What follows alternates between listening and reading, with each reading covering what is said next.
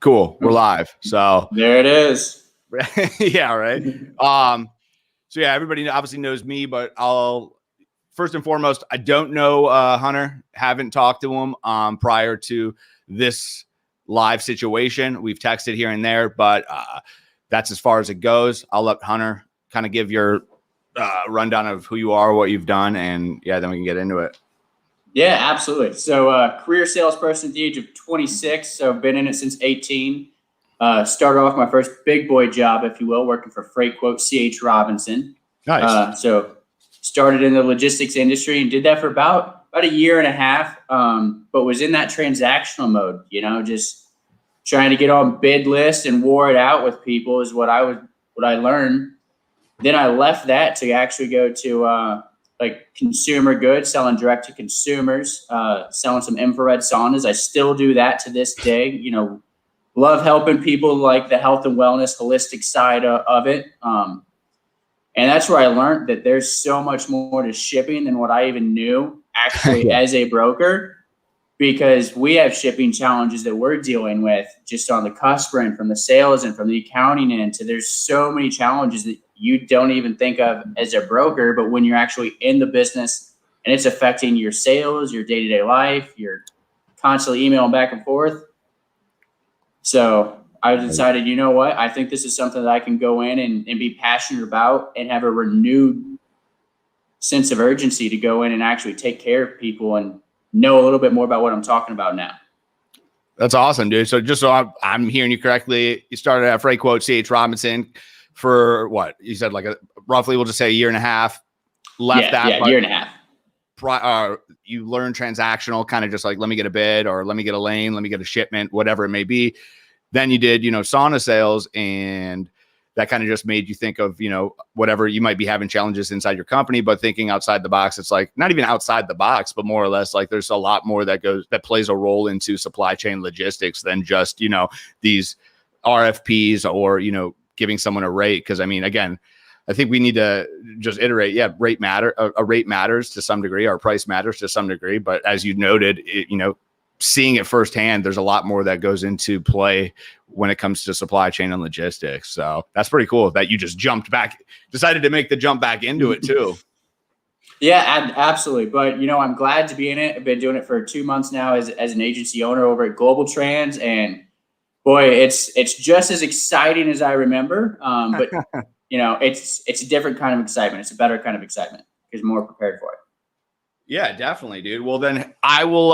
So shoot, man. Like I said, I know you had a couple, like not a couple, but you had questions. Kind of wanted to pick my brain, so that's what I'm doing this for. Mainly, obviously, I want to help you out. And I always say, pay it forward. First and foremost, I'm not some training coach. I've led teams. I've trained people, but I do that as a way of, like I say, is paying it forward. I'm not trying to charge anybody for advice. I always say is, when people tell me or ask me, why do you get because again, there's no in between. I'm either giving the advice that I'm using myself or I'm not giving it at all. Cause I think that, there's no sense of watering down my advice. Cause it's like, I'd rather give out the best material for free. Right. It doesn't matter. Half the people aren't, as Gary Vee said, half the people aren't going to use it. They don't. And also it's just, people are going to pay money. The access isn't free, right? Paying me for the access to get to me is where the real benefit is. So the goal of this is just to obviously spread it to the masses. Whoever is, been reaching out to me that I couldn't get back to, or just don't have time, they can look at this and be like, okay, cool. He answered probably a lot of the questions that you're going to ask me. So I'll toss it back over to you and just shoot. Absolutely. Ball is in my court. Yeah, so, it is in your court. I mean, the first thing, coming as someone that I jumped back into, owning an agency, jumped back into the logistics industry. So don't have a book of business, starting from ground zero, which I know is something that you did yourself, even though you have 8 years of experience behind you. How does someone go from ground zero to scaling out like you do? What's the kind of process that you put in place to make yourself successful? Yeah, that's a good question. It's funny you say book of business, right? You always hear that tossed around, and personally, I didn't even know that. I guess I knew, but I really didn't know that people actually, take their book of business with them, right? No need to get into like these non-competes and stuff like that. But in my eyes, I've always thought is like, one, it's like I've always started from ground zero. It doesn't matter what if I moved companies or to the, moving over to running my own franchise. I always thought in my head, I already had a process put in place to prospect, qualify leads, get new customers. I had that since day one. And I think first and foremost, a lot of people are not taught a certain type of strategy or process when they first start, right? It's like, if you think about it, any of the greats, right? It's like, you think about like Kobe Bryant or Michael Jordan, they all talk about it. And the process is where it started, right? And then that literally goes on throughout their entire career. You got to learn the basics first. You got to know how to, I stress about it.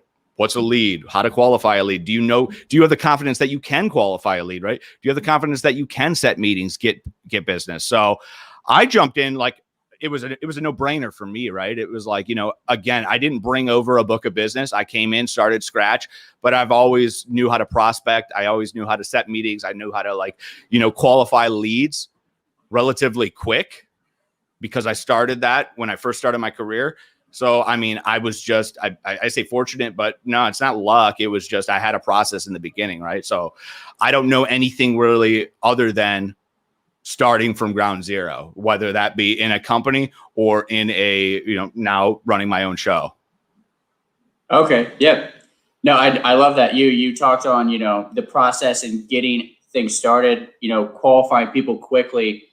That's something that, like I said, I wasn't taught.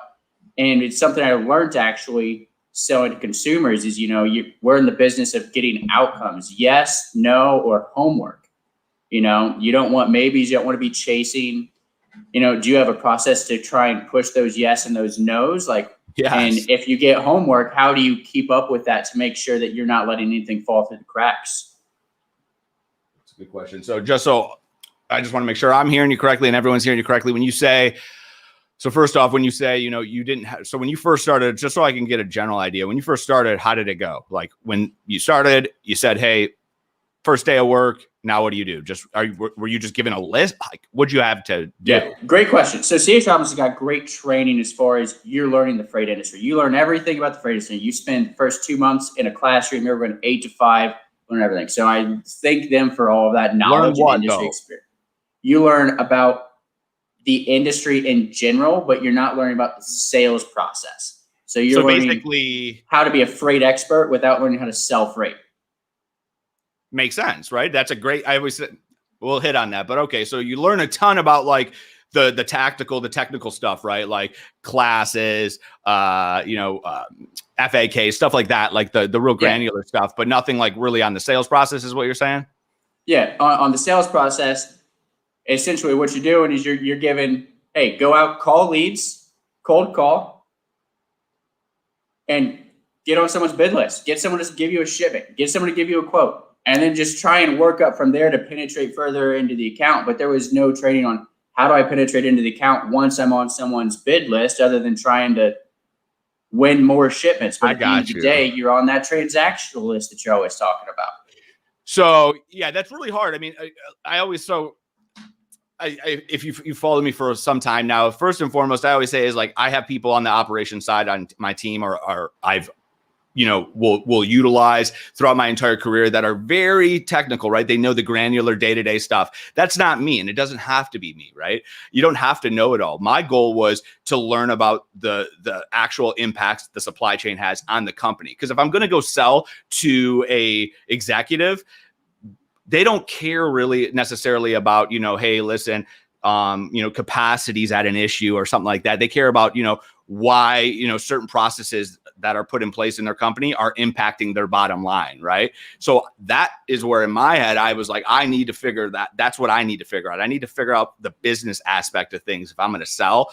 And don't get me wrong, it's a good thing to have, knowing, I know, the logistics side of things, but by far I'm not no expert at that. I'll bring people on. I have a team that is an expert, and I'll bring them on. My goal, we all have I say we all should all have a role, right? And I think ego gets in the way of that. So But back to the actual initial qualify. So that's the thing is, so when I first started, the process was, it was door to door. And it's funny, C.H. Robinson was a great company, huge competitor. I always say it, right? But a lot more companies like them lacked was paying attention to their customers, as in it was a lot of transactional stuff. I would go door to door and they'd be using 3 different, asking questions, right? Qualifying it. It's like, hey, my goal was when I first started to get 15 leads a week, right? Well, what's 15 leads? Well, I got to know what's a qualified lead. It wasn't just, hey, they ship. Everybody ships, right? If that was the case, I could literally put every company down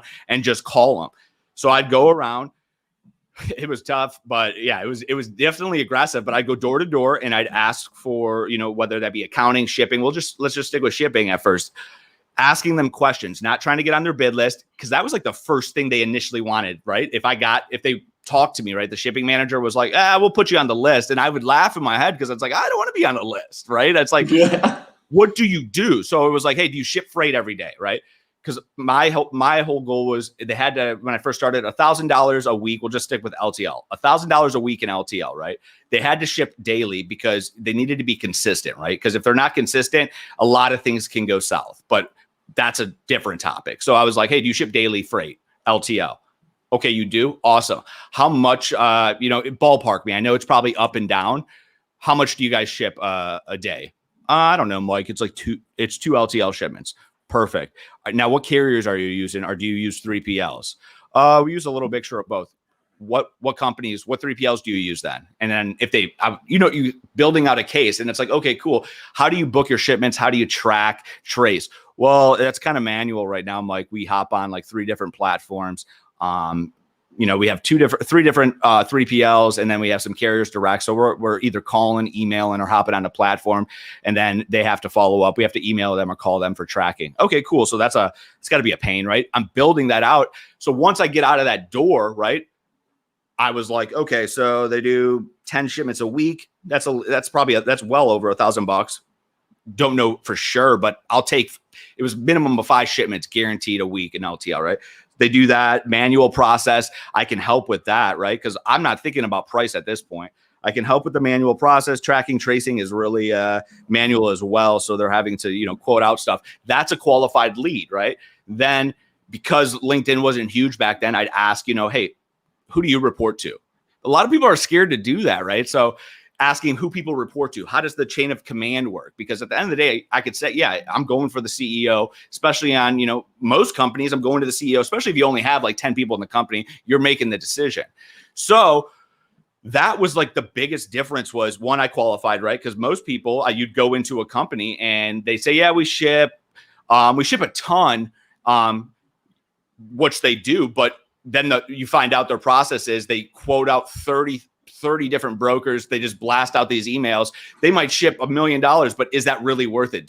Depending on what you're trying to do, is it really worth your time to spend tackling or sending emails to the company that only ships that ships a ton, but is so transactional, it's almost never going to change, right? So I find that could have been easily, you could have literally eliminated that the time you spent probably blowing up this person to get on their list by just calling and asking what their process was and realizing, okay, it looks good on paper, but it's probably not a good opportunity in real life. Does that make sense? Oh, yeah. That makes perfect sense. I remember being on those lists where you're quoting against 30 other brokers and wondering, why am I not getting any of these shipments? And then again, you're still at that level of, so I think there's a huge fine line because a lot of people are like, are afraid. They're like, oh, you're going to go over someone's head. Listen, we all have a boss. We all have a boss, and that's fine. If someone goes over my head, I'll tell someone, hey, if I can't make the decision, I can't make the decision. Shipping handles shipping. Accounting handles accounting. Executive leadership handles decisions that are going to impact the entire company. That's it. It's no one's fault. It's no one's fault that they're doing manual processes. My goal is to help that shipping manager by going to their CEO and saying, hey, listen, from a all-in approach, this is not only going to just drive down cost and impact your company's bottom line, it's also going to help out your shipping manager by, saving a ton of time from doing tedious stuff like jumping through multiple platforms. Because guess what? When shipments go bad or you're having to do a lot of manual work, that's going to be that's gonna cause an issue for that shipping manager. At some point in his career, who do you think is gonna have to take blame for that? The shipping manager, right? So it's like, why not help them out? But in order to help them out, you have to get an executive leader on board to make the final decision. That's as simple as it can get. But it goes back to qualifying. Nobody qualifies leads. It's literally like, it takes too much time. The list can go on. I mean, like you just said it. You barely qualified leads when you first started. It was what? Just, hey, let me get on a list. Yeah, literally you were just calling people, just the whole get past the gatekeeper regime. Just get past the gatekeeper, get in touch with shipping, and just ask, hey, do you guys ship out of here? What can I do to get on a bid list? And you're just playing the rate game, even though every company out there says, I'm a really nice person, I'm going to get you the best rates possible. But look, I think you've said it before, and it's a really great point that I think not enough people think about, is being a nice person just isn't enough when it comes to business. We're all nice people. We all want to help other people out, but you have to actually solve that problem. And if you can't solve the problem, what are you doing there? You're just wasting your time and theirs. Well, you just nailed it. And it's like, it's hard to like really stress that point across. Like, because again, it's funny is because I think about it and, I might come off as like super direct and not wanting to be someone's friend. And that's like complete opposite of who I actually am, right? Like I am very personable. I love people to the point where it's like in the beginning of my career, I had to like tone it back because I was always like, be a friend, realizing, listen, if they want to go have a beer with you, that's great, right? But if they're going to do business with the person they probably don't like that brings value versus the person that doesn't bring value and they do like, right? But if you have both, it's a win-win, right? But you have to have value. You have to solve a challenge, especially, I'm only 33 now, but especially at 26, if I'm going to talk to an executive, I got to bring some value. Like, let's face it. He probably, most people like people, right? Oh shit. Hold up. Can you hear me? I can hear you. The camera's gone. My bad. So you're back. That's the biggest thing is it's like, you just said it. It's like, listen, it's nothing personal. It's business, right? You have to solve challenges inside a company. And if you want to stand out amongst the masses, because that's what this is, right? We are a commodity. Most bigger 3PLs, Global Trans, Worldwide Express, CH Robinson. Let's face it, we might have some different gadgets here and there, but it all comes down to the difference is the rep. I've sold the deals that we're in a saturated market. With Worldwide Express, I remember this in Detroit that hated our company. Like, we'll never work with you. You didn't do this. No, that's just a bad seed, right? You got a bad experience with the rep. I'd go sell those deals because it was my brain that was thinking outside the box, bringing value, right? It's all about that. And that's the biggest thing is it's like nobody talks about like it just I don't understand it. But the qualifying piece, first and foremost, the qualifying piece needs to be the most important thing inside a sales rep's golf bag, right? If they cannot qualify a lead to actually show like, hey, listen, I know I'm not saying the company is going to agree that these are issues, right? Or they might not be big enough issues for them to want to take your meeting. That's fine. But you have to be able to go in and qualify those things to know that in your head, I could solve these problems without even worrying about price. I can impact this company, solve challenges and impact this company and show them the outcome of working with me. If I was to go in and just match their pricing, what they would get with me. That's in my head, right? So it's like, I will like every company I have, I'll write down qualified into my pipeline, right? I put it as I'll keep it simple. It's leads, right? Leads are nothing. I just say they're companies, put them as companies, right? Companies I'm going to call to qualify. Once I qualify, I put them into a qualify folder, right? Or a qualified bucket. Once I have, I like to say in the beginning, 50 qualified leads that are opportunities. I know that I can bring value. I've talked to a couple different people, different departments. I have out, hey, listen, this is our current state. This is these are the challenges they're having. This is what I can solve. These challenges they're having. This is the impact that it's having, not on just the department, but also the entire organization. Who do I call? If I'm going to call this COO, I usually think about. I'll write these notes down though, right? So once they're in my qualified, then I carve out time to call and set meetings. I don't want to do business. We're not doing business. I'm calling to see if I can set that first meeting, which I call a discovery or a first meeting. Once I have that discovery and it's not going through some freaking PowerPoint presentation showing them what I can do. Listen, if you're gonna, my whole thing is I can tailor a solution specifically to your customers' wants and needs, to my customers' wants and needs, because that's the real factor, right? If you can help their customers out, that's making them more money. And then I tailor it to their objectives. If I can, that first meeting is when we really pull out, okay, do you see enough value in what we uncovered to go forward, right? And then that's when it's like second meeting is kind of more or less, in my eyes, depending on the size, it's, hey, run them.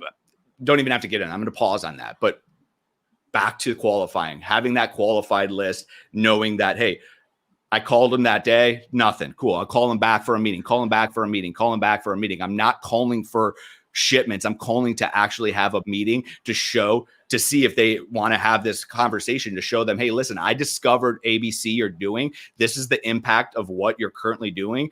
This is what the future state could be if you worked with me. You got 15 minutes for me next week, Wednesday, so I can, show you a little bit more or talk a little bit more about this. Does it make sense to you? Yeah, that makes perfect sense. That way you're giving them a reason to actually have a conversation with you, especially when you get up to that executive level. You can't just shoot someone an email or a LinkedIn message and be like, hey, want to connect? I don't think that's going to get you anywhere. Yeah, it's like, I always use, it's funny is because it's like, well, I say qualify, right? But like, again, I always called them like cold call. When I was going door to door, I would ask, hey, is the owner in by any chance? And sometimes the owner would come out and I'd set them, I have no idea what they do, but I'd set the meeting, right? But even then I'd keep it financial, but it's like, you can still do that. But I think, like, to your point, it's like to connect. Like, that's why I'm just a firm believer in just being very direct, even when I connect, right? I know people talk about it. It's comical, but people talk about, build a relationship up, have comment on their post before you reach out to them. I feel like that's just wasting people's time. Especially, I'm mindful of people's time, right? Why would I want to waste their time? Let's face it, we're not friends. I want to help your business out. And I think it's like funny to me that people are like, you should, me going out and reaching out to you right off the bat is wrong. It's like most logical executives that I have ever done that to appreciate that. Like, hey, I'm mindful of your time, Hunter. Reason for me reaching out, I don't know much about your company, but I work with similar companies. Name a few companies that I work with that are similar to your companies. I know that they were having ABC challenges. I'm just curious if this is something that you'd be open to jumping on a brief call to seeing if, we can help you out with your current goals and initiatives, like we did ABC company, right? Something like that, right? There's no, like, to me is like, it's just being mindful of someone's time. I'd rather have that, like, right? I'd rather have you come out to me and ask me, hey, I need, whatever it may be, right off the bat, versus that give me fluff, right? You don't know how many messages I have in my inbox that are like, virtual coffee, let's do this, let's do that. It's like, dude, I want to help, right? Enough with the fluff. Put the fluff on the bottom, right? You want to tell me I'm a great person, you love me, all that. I'm glad, but like, tell me what you want first. Be direct. And is it going to work for everyone? No, there's going to be people that don't like that, but I'd rather just work with the people that are direct, right? That want straight shooters that say, hey, listen, I'm not going to fluff you up. I want to work with you. I want your business. In order to do that, I got to bring value. You got 15 minutes. Just let me see if I can bring value to you. Simple as that. Yeah, no, you brought up a great point for the people that aren't going to like that. Because I think, as much as salespeople are taught you have to like endure rejection, I think a lot of people are so scared of that rejection.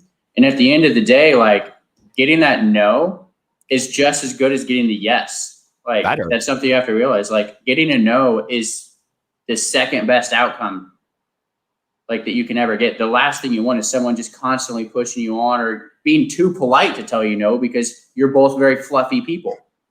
It's funny you say that. So I always say is, the best meetings or the best meetings I ever ran were the ones that were the hardest, right?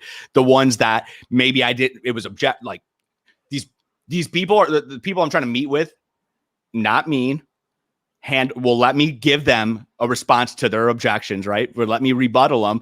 Those were the ones I was like, if they could see, they thought about things logically. It's like, okay, It's like, nah, Mike, we're good. Or it was, Mike, we're happy with our current process. Okay, I totally get it. Your process is probably working right now. But what I uncovered was that right now it's a manual process. It's taking, X amount of billable hours, as well as diluting your buying power. Listen, I'm not trying to beat you up by any means. And then it's like you rebuttal that, and the ones that like hear you out and think about things logically, right? That are like, he's actually got a point.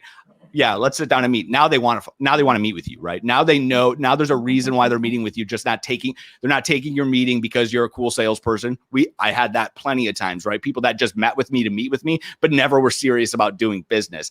The people that gave me objections and then let me rebuttal and then took my meeting, those were the ones that they might have not always sold, but those were the ones that when we got down to the meeting, it was game time, right? They wanted to meet. This is why they're meeting. They know why they're meeting. And they're serious about the meeting. Does that make sense to you? No, that makes perfect sense to me. I've got the same illustration, and like I said, I currently sell saunas full time as well. One thing everyone hates is when they hear that they're going up against competition, because it's a lot harder sale. But that means that customer at the end of the day is buying something. Is that not what we want? Is a buying customer? I think that's a really good point. I'm going to write that down. I like that you just said that. It's like, yeah, 100%. That's a good point. And think about it. It's like, that's what you want, right? But a lot of people don't want, how do I put this? I think more people rather take the easy route, right? They want and again, everything's situational. So, there's going to be people out there that are like, well, we have a quota to hit. Listen, I get that. Let's not get granular with that piece, but it's like more people are scared to, I guess, more or less, they're afraid of no's because it's like, I don't know. I see so many reps that will have like literally will go through their lead list and why aren't you calling that? It's qualified. Well, then take it out, right? They're afraid to call or they're afraid of objection. This person said no. It's like, why is it in your funnel then? If you don't want to call it, it's either not qualified. They said no, and there's no chance. Are you just obviously afraid of rejection? Then get it out, right? It's like that's the biggest thing. Is it's like just being afraid and going with the norm. Think about it, man. I think about it all the time. I'm a black swan in this industry. Like, there's people that do strategic sales. Let's face it, but you never really hear about people that are talking about it, right? No one talks about it much. We're overshadowed by the masses, and it's like think about it. Don't spend your time doing this. But I was like, if you spent time listening to some of the people's responses to me in our own industry that are that doesn't work like that.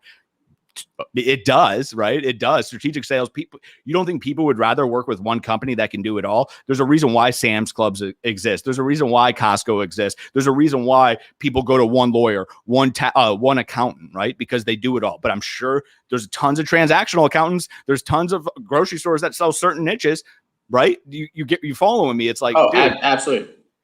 The bottom line is, you got to just have a brain. And I think, again, it goes back to it all stems back to there's qualifying a lead first, figuring out there's actual challenges inside the company, regardless if they know they're there or not, regardless if they think regardless if the company actually thinks they're a big enough problem to meet with, you're still finding challenges. That is going to separate you amongst the masses. I'm telling that, like, I've done it for 8 years. I've only done this, right? I've maybe have, I entertain a couple different RFPs here and there, or maybe in my early, definitely in my early career, sold a deal all in that, maybe they did, $50,000 a year and they said they were going to use me 100%, but never really used me 100%. Right. I've had those, but it's like, those never stick. You waste so much time and energy on doing that.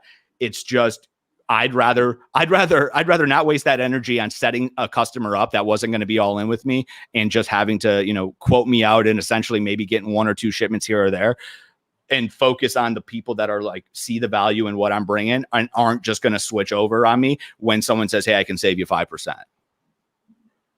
Yeah, no, that's a great point. And I guess that'd be a good time to transition into my second question, because we've covered really how to qualify people really well.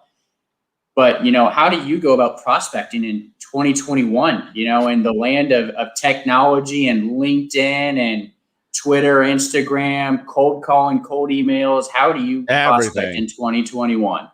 So this is where my ADD plays in and just always thinking, right? I was going to post it. I'll post it. I looked on my Facebook 2016, and I've been always just generally just my entire life curious of people, like how people like work, right? How they think. And I used to go, like when I would meet with executives back in 2016, I'll show you the post. I would ask them, I started dabbling in 2016 on videos, right? I don't think I actually had videos to send. Yeah, there was a couple ways to send videos via email, but I started because I'm very wordy, right? And I know it. And typing out emails were so hard. So I was like, you know what? I found like this like device where I could like record my emails, right? Record something and send it over as a recording into an email.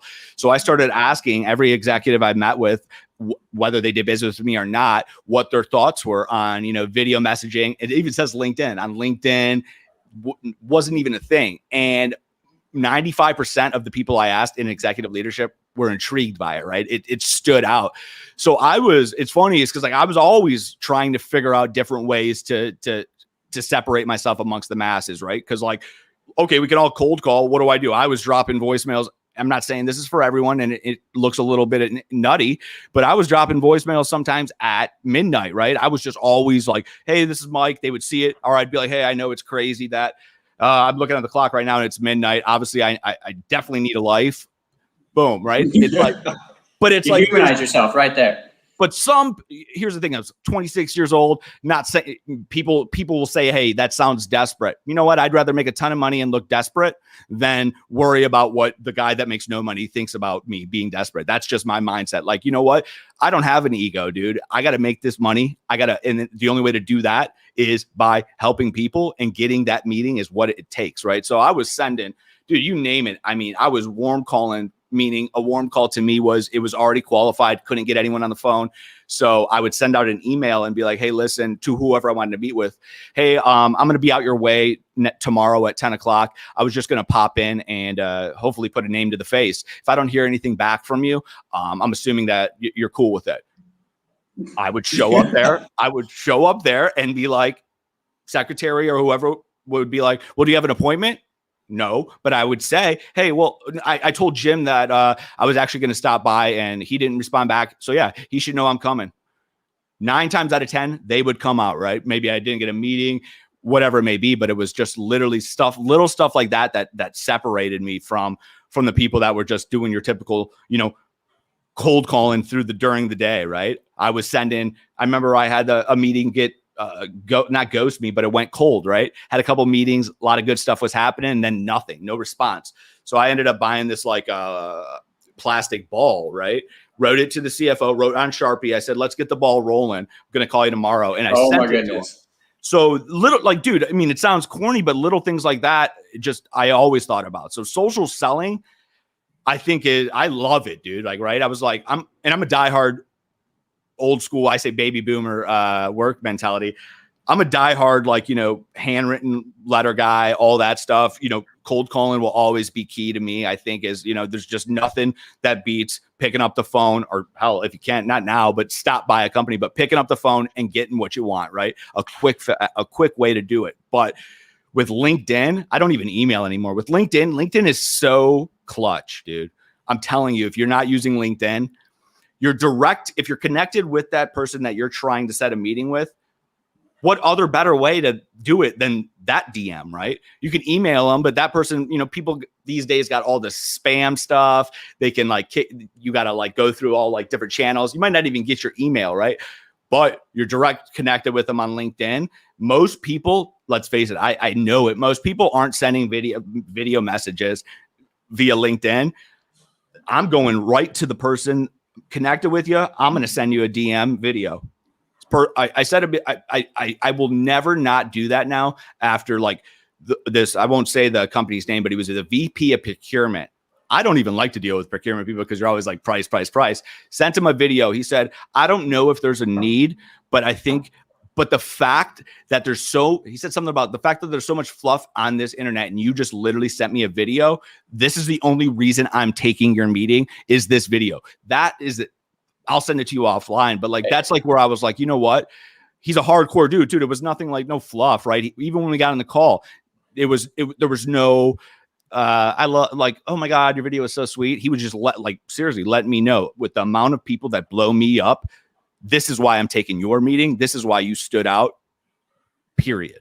So I thought about that. I was like, how many, there's probably a lot more people in the, especially in leadership roles, that are getting so much spam, robotic stuff, that it's like, you almost have to send a video. So I'm very big. I literally tripled, quadrupled down on LinkedIn in the past year.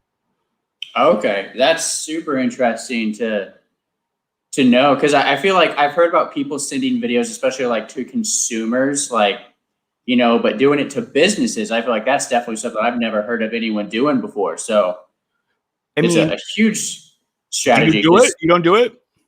Oh, I do it to consumers all the time. I've never actually done it for global trans, but like when selling saunas, I'll send people videos all the time. It's so much easier when you're explaining stuff. It humanizes you. It makes it a lot harder for you to ignore my phone calls because you see my face. So what's your theory on why not doing it on? Think about it. You just said it humanizes you. You're still selling to people. You're not selling to a business. You think about it. So what? I just want to know. Stupidity on my part. That's obviously. I don't know.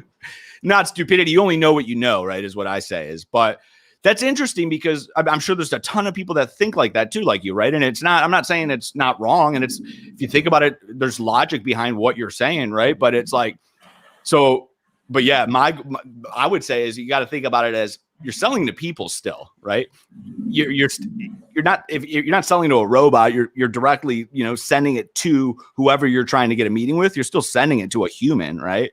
Now it's like, so it humanizes you, right? And I think that it's just a lack of just, people say scared. Maybe it's scared. Maybe it's just not knowing. But I believe that sometimes that it lack of leadership, right? I think management is just kind of garbage these days. Is most people that are in leadership haven't really done anything they say they've done. You can kind of just tell, right? You got those friends that are those people you like. People act like like it doesn't like track like your real life, right? It's like, you're like, that guy don't do shit. We know that. Like people, you don't have to say it to them, but Oh, yeah, the BSers who, everything in their life is exaggerated 10 times. We all, and here's the thing is, we could sit here and say we haven't done it. We've all BS'd a little bit, right? But like you could kind of tell the people that are like that. I say presence, right? You're just like, man, and especially once you've done things, you're just like, this dude don't know shit. Just and that's not, I'm not saying because he doesn't know anything, but these leaders are just like, spending so much time talking about it. Dude, they might be very organized and all that. I lack that. But something I've always said is, the reason why I was good at leading was there's a lot of things I was horrible at, but the good thing was I was doing it, right? I was just the one that said, listen, we'll get it done. This is what I do.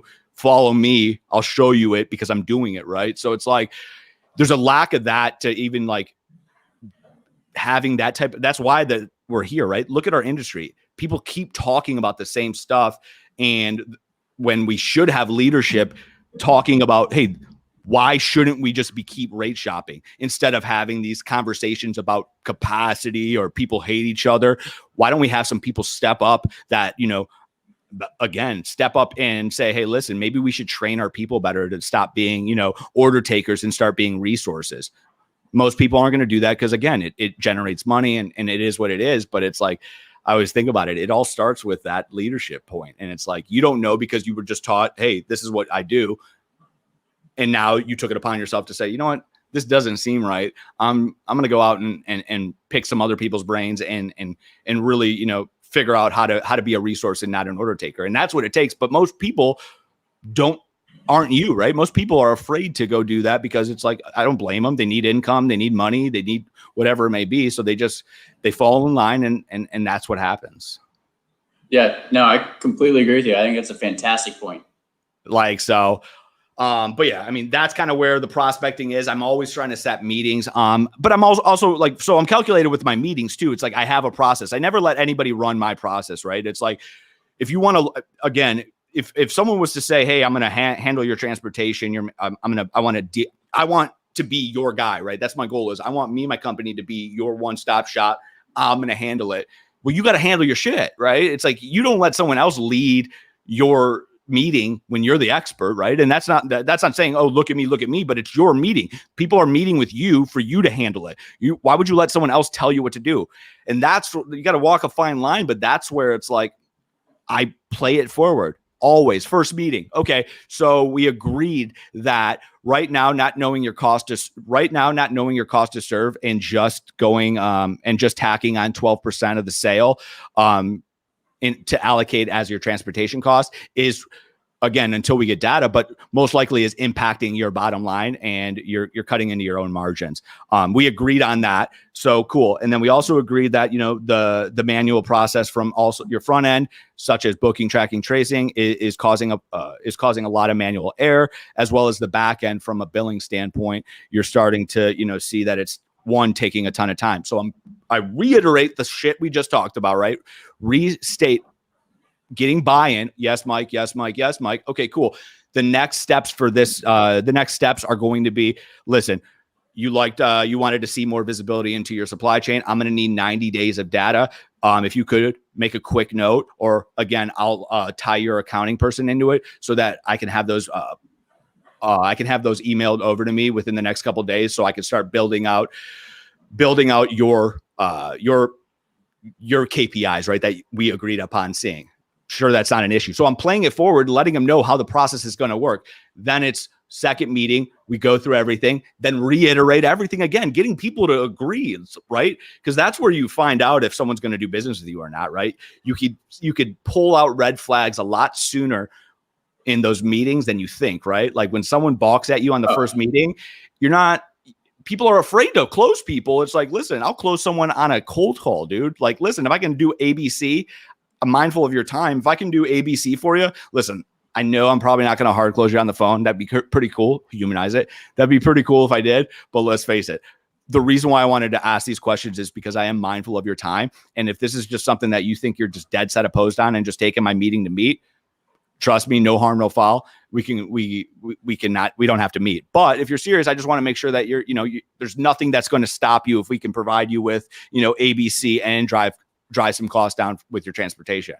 You see that? It's like, now it's again, It's like that's like solidifying. Like I don't even think people setting expectations, right? Just as someone should set expectations with me.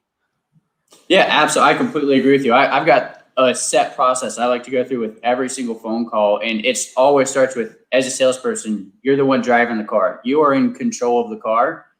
And so you have to be the one that's steering the ship. And the only way for you to do that is the very first thing you do. You have to set an agenda, set an objective. What are you covering today? And then tie-ins, like you said, always getting that buy-in, re-asking, do you agree with this? That way, when you get at the end of the phone call, when they're like, whoa, we can't move forward, we can't set a second one, you're like, wait, I thought we agreed on this, this, and this. So what is the issue? And now you have the ability to overcome the objection. You have a reason to ask that rather than just shooting from the hip and hoping you can get someone to give you a yes.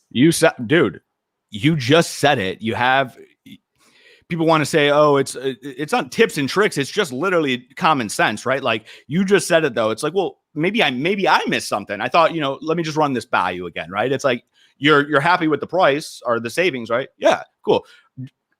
Do you trust me to get your stuff from point A to point B? Is the service level? I mean, are you confident in that? Yeah. Then you have at least a way to say maybe you missed something, or they just are what's the real objection? Getting the real objection to come out. Yes. And it's usually like, I always say, it's like dating, right? It's like, are you in a serious relationship? Do they know you're in a serious relationship with them? You know what I mean? So it's like, with anything, it's like, you can't be mad at someone for quoting you out when you never had conversations about not quoting you out, right? For instance, right now I signed up. It's a pretty large deal. It's almost $1 million. CEOs involved. There's a lot of moving parts, right? And we're having a couple hiccups right now, right? And yesterday we got on a call. It was me, the CEO, and I think it was like two of the warehouse managers from other plants and the logistics director of logistics. And I flat out said, he goes, listen, their process was used to quote out everybody, right? And there's this one person that keeps quoting stuff out and saying, well, they're cheaper. And our goal is we're going to integrate, but our goal was not to have that. So I said, listen, I won't say his name, but I said, listen to the CEO. I know that savings, the hard dollar savings is the minimal. What is why we're doing this? We're doing this to streamline the process.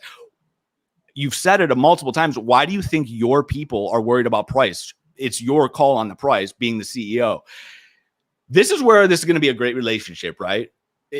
Because most people would be like, you just challenged that CEO. Well, he's an old school CEO. He hired me to do a job, right? And if I don't have an opinion, that dude would eat me alive, right? And he laughs and he goes, well, it's probably because I'm the one who literally beat the hell out of them for the past 10 years to do it this way, and they're afraid. Yeah.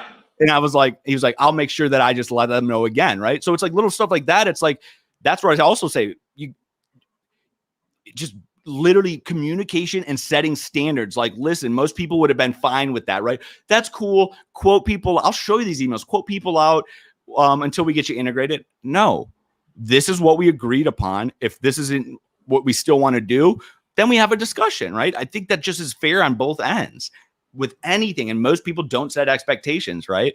And it's okay that sometimes people aren't going. I'd rather do the right thing and continue to give someone opinions, even if it loses me the business. If I know it's still going to benefit them and they get pissed off from an egotistical view of things, that's fine. But we don't belong to work together. But at least I stuck true to my values and how I believe things should be ran. Yeah, absolutely. Plus, you can go and you can take that on every phone call. And more times than not, people are going to respect that you actually came there with an opinion. And as a consultant that's solving a problem than a yes man. No one wants to hire a yes man. Why?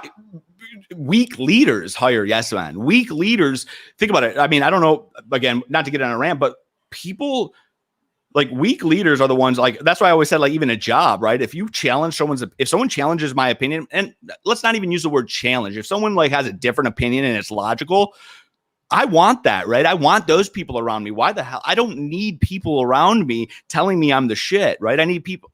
And I also don't need people around me giving me opinions that never done it. Fine line. But I want people to have an opinion. I want people to have an opinion and say, hey, listen, look at it from this viewpoint, right? That's the only way you grow. And you see it. And there's no difference between working for working actually as an employee for a weak leader or doing business as in, supply chain company with a weak leader. There's a lot of weak DMs. There's a lot of weak CEOs that don't want to, again, very indecisive, don't want to make decisions, don't want to listen to the actual problems that are happening. And I'm not here to change my goal isn't to change or reinvent the wheel in someone's mind. It's to help you, scale with your supply chain in your business. So you got to also look for those flags, the people that literally, they don't understand you. They don't hear you. They're always going to be like that. And that goes for leaderships in companies you want to meet with. I know, and most people are like, I can't believe you don't got to kiss someone's ass. Who wants that? If leadership has an ego that you're trying to meet with, it's never going to work out. Yeah, I completely agree with you. That's a fantastic point. Just knowing your value. I think that's something goes back to that qualifying the lead, goes back to sending the prospects. I think everything that you're kind of preaching about why you're successful is your value. Yeah. It's also weird to say, it's like, but yeah, when people ask me the difference, you don't even have to ask me, just have a conversation with me and the difference. That's the bottom line. Is it's like knowing that people that are like, this is why I'm different. This is why I'm different. I just do it. Right. It's more or less like, he's different because, dude, we've been working with 3PLs all the time. They don't have to tell me that. I don't need them to tell me I'm different, but it's like, we've been working with all these 3PLs. They've never done anything like Mike's doing, right? They're thinking it. I've had it said to me, and it's like, I don't have to. That's how I'm different. I'll show you, because anybody could tell you, look at my bio, right? I just hate being like the guy that's like, this is what I've accomplished in my life. I just said, hey, instead of me boosting my own ego, I'll just give you all the recommendations my customers currently have said about me, right? It's like, hear from them. Let me prove to you what I can do, right? I could sit here and tell you everything I can do for you and I'm the best in the world. But until I prove it, let's be honest, no one gives two shits, but I am the difference. Yeah, bottom line, I am the difference. I am so confident in what I'm able to do, not because I'm the smartest, not because of anything like that. It's because, again, I have yet to come across I've yet to come across most deals to come across someone that has the business, that has been super proactive like me, that is willing to put the customer first versus their own versus them, right? Maybe they'll lose the business if they actually put their customer first. It just wasn't a good fit, but so they don't. Me, I don't. So it is what it is, but not to go on that rant, but so let's reiterate, going back to it, it's literally prospecting you need to do, but I would say is first and foremost, go back to qualifying. If you don't have qualified leads, I always say you got to figure out, you can, dude, I like you. We could go offline about it, but what I would say is figuring out what you're trying to target, who you're trying to target, right? They all, let's face it, figure out I say pick a niche, right? Or a niche to target, right? I like CPG companies. I've worked with plenty of, multiple different companies, but I find myself, with the emerging growth stage CPG companies, just because, let's face it, I 9 times out of 10, they don't have the cost, budget, resources, expertise, or just quite frankly, the time to really pay attention to their, really pay attention to their supply chain. So that's a huge value, right? But I still have other companies like in medical and stuff, but that's my focus. I think if you if you haven't yet, pick a niche, focus on it, pick a certain size company, focus on it, and then really start becoming an expert. And after, because a lot of the same companies, if they're competitors, they all have the same issues, right? They're all doing the same thing. You become an expert at what you're trying, or at that specific thing. I think that's where you focus on. Then you pull however you do it. You could pull a lead list. I don't know if you use Zoom or anything like that, but pull the companies and then pick a state, right? Because you could sell anywhere. We're salespeople. It's like shooting fish or it's like, you tell us we could sell anywhere. I know me. I'm just like, oh, I'll call here. I'll call here. I'll call here. So it's like pick a territory, pick a, hey, I'm going to call Michigan. I'm going to call this city or this region, and I'm going to keep the companies. I'm going to do CPG companies, all CPG companies in this region that have a annual revenue of 5 million to 25 million. And until I qualify all of those, I'm not calling anywhere else. You know what I mean? So I'm laser focused into that one region, that size company, and I'm going to go in and do my work to qualify leads. Then I got a huge fresh funnel. Then I'm going to go out and I say prospect, but then I'm going to go out and try to set my first meetings with all the qualified. Yeah. Love it. Love it. So, that laser, that action plan that you can just, as long as you hold yourself to it, set. And I would just say this, when I say be a resource, just explain in general, right? You want people know you want them to do, you want the business, right? But I've always said let's not, whether you go with me or not, even the people I go up against that already work with maybe 3 other 3PLs, it happens in our industry, right? If you give them the playbook, they just take it to their current 3PL. That's fine, but it's just the price you pay. But I will say it. I said, listen, the 3 of the other 3PLs you work for, they can definitely do what I'm saying they can do. But that just goes, it's on you to obviously pick do you want to work with the person that, hasn't made $1 off you, that came in and did in the work and is showing you, exactly what he can do for your company. Or again, it's up to you. You could take my ideas and give it to another 3PL that you're currently working with and hope that they could, hope that they realize, okay, we messed up and got a second chance. Let's continue to be proactive. 9 times out of 10, those companies, someone that's not proactive doesn't just flip the switch and become proactive, and you end up in the same spot. So, but being able to say that, I think it just goes a long way. I agree. And I think that brings us to a great question. Like you said, there are a lot of people that are in that transactional mindset. It's what most of the industry's in. If you're someone that's trying to go, let's say you have customers that you are on that bid list, you are on that transactional, how do you go from being a transactional relationship with a company and then trying to turn it into a strategic relationship? That seems like it has an entirely different process. So that's a good question.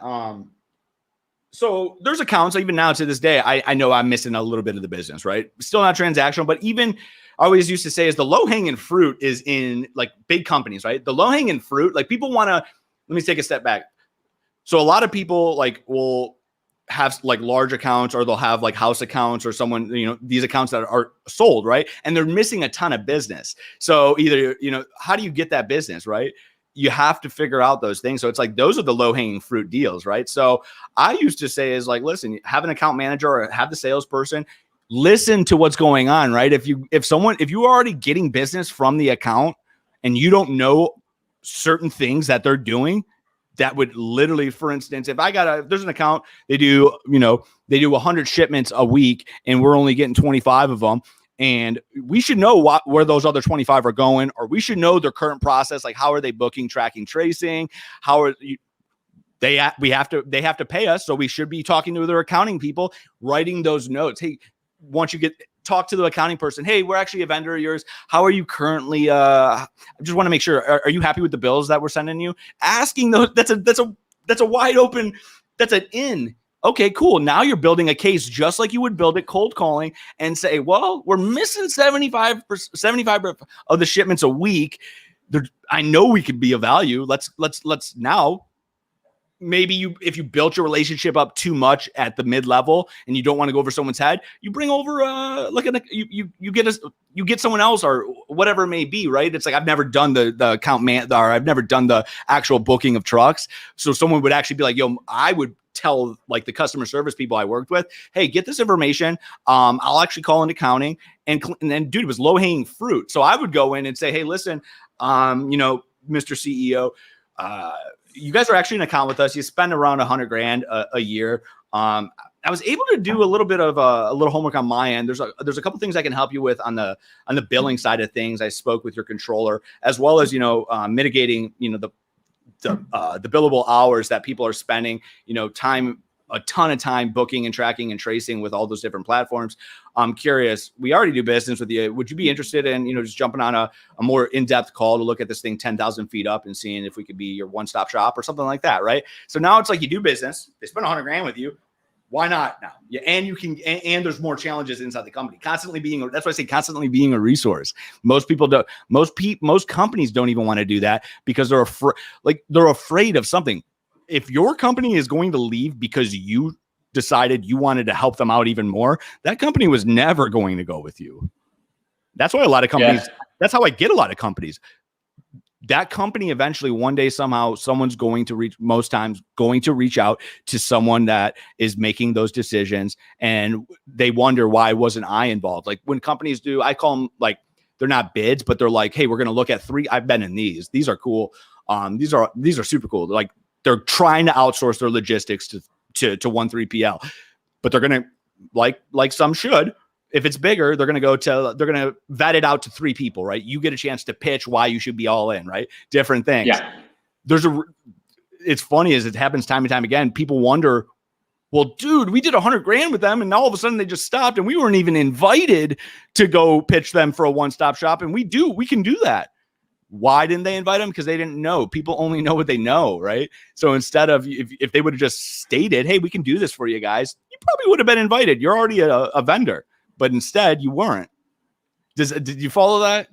Yeah, I completely follow that. That's, just not asking the right questions, not doing the discovery up front. And so if you do have one of those accounts or you're transactional, start doing that discovery yesterday. Call in, ask what problems you can solve. I'll say this too. It's like, if you want to be, if say you don't have, like, even if you want to do transactional, right? Be a little bit more sophisticated doing transactional, right? So these big RFPs, dude, I'll call into them. I'll call, like, this last one, I had the CFO is the one who makes the call. Said it. Got me with the director of logistics who handles the RFP. This RFP is like $10 million. I pitched an idea. I said, we both were on a call. CFO took my meeting, but he wanted the director. And I said, listen, they go, yeah, we'll get you on a bid. I said, listen, guys, I don't want to say I don't want the business. I appreciate you even taking this call, but let me ask you this. What does that bid actually do for you? What's the outcome? You've been doing this a while now. What's the outcome of these bids? How long does that bid take? Well, Mike, we're trying to eliminate, some of the vendors or some of the amount of people that we allow participate, because it's a huge pain in the ass when contracts are getting redlined or our legal team is like this. Boom. Now I'm pulling out more pain. Let me guess. I get it. Let me ask you this. So you said, roughly you're not really saving that much, and you guys do have a few. You guys said you're looking for a TMS. You don't have a TMS right now, or you do, but they had a TMS, but it wasn't fully integrated. Let me ask you this again. This is just an idea. What about if you pause that RFP? You haven't done it, right? No. So pause that RFP. Let me and my company take a look at that data. Put something together. Give us 2 weeks, 3 weeks. Put something together for you guys and offer and see if we can. You fit the bill of a one-stop shop type deal in outsourcing it to us. It's going to save you a ton of time when it comes into all those contracts. 1 contract. 2, it's going to say, most likely I'd be willing to bet it's going to save you money. But again, that's not the biggest thing. The biggest thing is it's going to get you a TMS that's tailored specifically to your guys' needs. Because right now you said you have a TMS, but it's basically just a glorified rating machine. So we're going to be able to, again, you don't have any integration. We can integrate that into your ERP and then specifically put business rules in place that are going to just benefit your company. What's your again, do it all. I do that. It's again, offering an opinion, offering a different way to look at something. And guess what? Didn't work out, but they appreciated it, right? It was like, no harm, but it has worked out, right? So it's like, that's another way to take it to a different level of transactional, right? Because I say it like this. Someone does an RFP, most times they're literally, unless you can save them a shit ton of money and whatever lane or whatever it may be, they're just going to go to their current vendors that they have relationships with. So if you don't have, the very least, if you are doing an RFP and you don't even have like a Zoom call with whoever's doing it, unless you, again, this is my opinion, unless you literally destroy someone else's rates, chances are you have nothing. So very least get a call, and say it to them. Say those exact words, but humanize it. Let's face it. I don't want to be just another rate. I don't blame you if I am, but in order for me to like at least get a shot at this, do you mind if me and you hop on a call for 15 minutes just so I can, put a face to the name and, I could at least build some type of a relationship with you.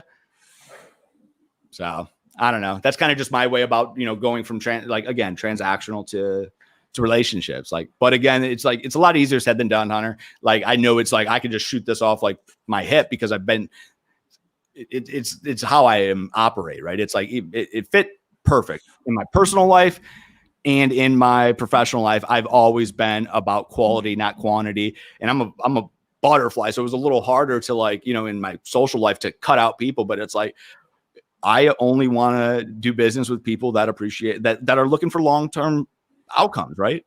People that are going to bring value to my life, not just, a pat on my back. And then in business, I want to be able to provide real value to customers, to companies, versus just be a rate to them or just be that guy. I'd rather work with that. It makes me feel happy. I make a ton more money. I get the count. Because again, everyone can say, oh, I do it for the money. I love money. I want to retire when I'm 50 before I'm 50 years old. But it also, doing it this way, gives me a great satisfaction of knowing that I'm actually impacting the entire company and multiple departments. So it's even sweeter. So that's just it's just, again, switching your own mindset and having to be self-aware of how you truly act is a huge thing in general. Yeah. So no, I agree with you on that point. I think that's a really good point that you just said with the mindset. I love it. So you got anything else? No, I think that's it for now. We're right up here on an hour. I don't want to bore too many people to death. So hey, listen, this is what happens is when you separate the people that actually just want to blow you up and the people that actually want to learn. Watch. I will literally, I did it for a reason. I get, no joke, I probably got over the last week and a half, 50, 60 DMs. Can we get 15 minutes with you and I love it, right? I'm not shaming anybody for that. But now I'll know the people that watch this, that where we answer questions, if they watch it or not. If they did, absolutely. Think about that. If they did, cool. Then that person's serious. It's all about that. It's if you truly want my time, and I'm not sound again, please don't take this as don't sell, blow me up. If you truly want my time, you should have paid attention to that. I'm done with you.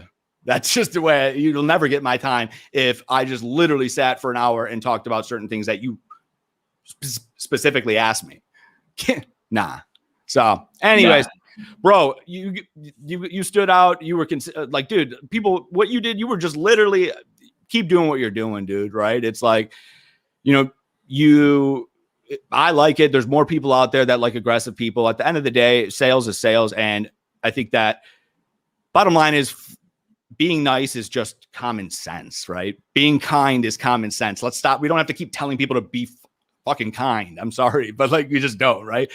Be aggressive, because the bottom line is people that want to go, this is my opinion in life, anything.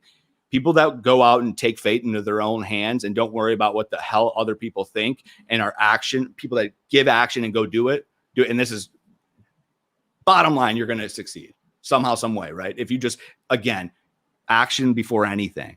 Don't worry. There's so many people out there that even me that can block out anybody's like bullshit starts falling into some kind of like trap. Sometimes I'm like, well, maybe I shouldn't prospect because, they make a good point. I should become their best friend beforehand. Right. So it's like, keep doing you, man. I appreciate you. You got my number now. If dude, someone that wants to learn, I mean, I get jacked up about it. I don't need any money. Just, I owe you that Excel file. So yeah, I appreciate it, man. I appreciate it. I'm probably going to hit you up some more, but you know what? Welcome knowledge. Anytime, dude. Like literally, I always say this. It's like, even with the accounts, there's so many accounts out there, right? It's like, one, I have confidence in the people that I work with. And two, dude, I'm so pro strategic selling that whether they go with me or someone else like you, I'd rather, as long as we're changing the game in our industry, right? As long as we're changing the way people look at logistics and sales, dude, I couldn't ask for anything else. Money, success, helping my customers, and freaking no more auctioning off your supply chain. So, dude, I love it. I'll send you the copy of this, or you can just see it on live. But yeah, dude, whenever, we'll talk. Yep. Peace out.